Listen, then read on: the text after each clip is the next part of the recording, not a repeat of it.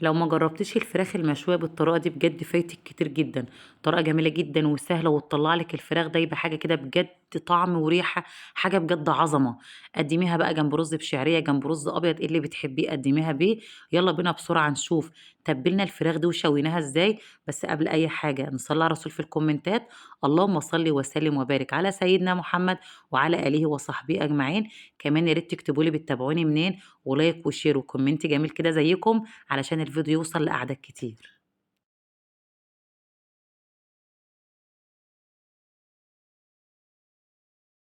في الأول بقى نجهز التتبيلة الخطيرة بتاعتنا اللي هتديك الطعم وريحة لفراخ مشوية تحفة.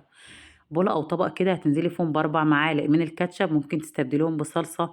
كمان معايا معلقتين 2 كبار من المستردة. كمان معايا حوالي معلقتين 2 برضو كبار من الخل، ونص كوباية من الزيت. تمام. التتبيلة دي على فكرة يا بنات لفرختين 2، يعني لو انت حابة تتبلي فرخة واحدة اقسمي كل حاجة على 2. كمان معايا معلقة كبيرة من صويا صوص، ومعلقة كبيرة من دبس رمان. تمام. وكمان معايا عصير ليمونة كبيرة. اللي موجودة عندك ضيفيه، واللي مش موجودة عندك استبدليه. المطبخ مطبخك والأكل أكلتك وانت اللي هتاكلي. تمام كده. كمان معايا بعد كده بقى معلقة كده كبيرة من العسل الأبيض، بجد مش هتبان خالص ما تقلقيش. بس بجد هتديك طعم ولون خطير جدا للفراخ زي ما شفت كده في أول الفيديو. البهارات بتاعتي بقى معلقة كبيرة من كل حاجة: ملح وفلفل وبابريكا وتوم بودرة وبصل بودرة وبهارات فراخ وكمان كاري. كمان معايا معلقة كبيرة من الزعتر، افركيها كده بين ايديك وانزلي بيها في التتبيلة. لو عندك بقى ريحان فريش او مجفف برضه انزلي بشوية، بجد هيخليك التتبيلة دي رهيبة. التتبيلة دي تحفة جميلة جدا. جربيها كده بجد هتعجبك قوي. طبعا الفراخ بتاعتي مغسولة ومنقوعة كويس جدا في محلول النقع بتاعنا: مية وملح وسكر وعصير ليمون وشرايح ليمون وكمان خل. تمام. حوالي ساعتين كده في محلول النقع ده كده، وبعد كده اشطفيها كويس جدا ونشفيها من المية. حاولي اي فراخ هتشويها تكون مجففاها كويس جدا من الميه. نشفيها كويس جدا من الميه بمناديل المطبخ. وبعد كده بقى غلفيها بالتتبيله، مش عايزه حته في الفراخ التتبيله ما تدخلهاش. طبعا يفضل انك تفضلي نقع الفراخ دي ليله كامله في التلاجة في التتبيله بتاعتها دي. لكن لو انت مستعجله حد اقصى كده من 4 ل6 ساعات. هتجيبي بقى الصينية اللي هتشتغلي فيها، هتنزلي ببطاطس متقطعة بالشكل ده كده، وحاولي قطع البطاطس بتاعتك تكون سميكة عشان تستحمل تسوية الفراخ.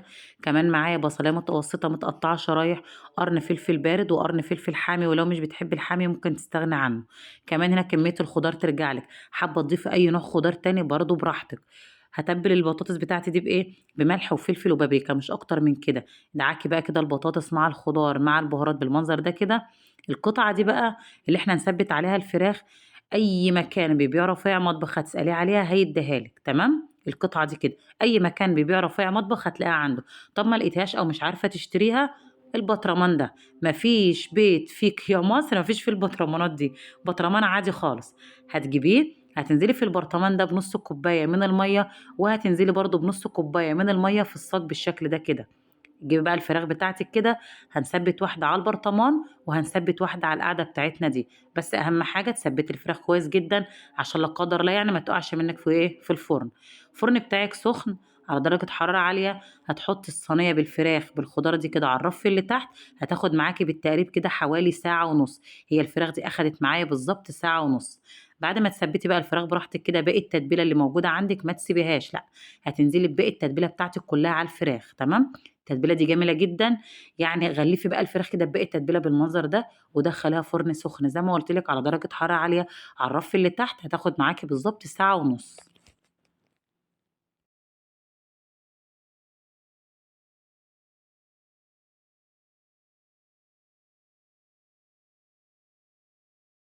وهتطلع معاكي بالشكل القمر ده كده واللون الرهيب اللي انت شايفاه ده كده. كمان اللي نازل في البرطمان ده تعتبر شوربه مركزه بقى، استخدميها في اي حاجه. بجد وصفه جميله جدا. فراخ مستويه واخده اللون الجميل اللي انت شايفاه ده كده. كمان البطاطس مستويه طعمها حلو. حاجه بجد جميله جدا. يا رب الوصفه بتاعتي تعجبكم. قدميها بقى جنب اي حاجه، جنب مكرونه، جنب عيش وسلطه وطحينه. انا قدمتها جنب رز بشعريه طبعا عشان في بطاطس جنبها. ويا ريت تكتبوا لي رايكم في التعليقات، ولايك وشير وكومنت جميل كده منكم علشان الفيديو يوصل لأعداد كتير والناس تستفاد والكل يستفاد منه. ويا ريت تكتبوا لي بتتابعوني منين. وقبل اي حاجه طبعا ما ننساش نصلي على الرسول في الكومنتات: اللهم صل وسلم وبارك على سيدنا محمد وعلى اله وصحبه اجمعين.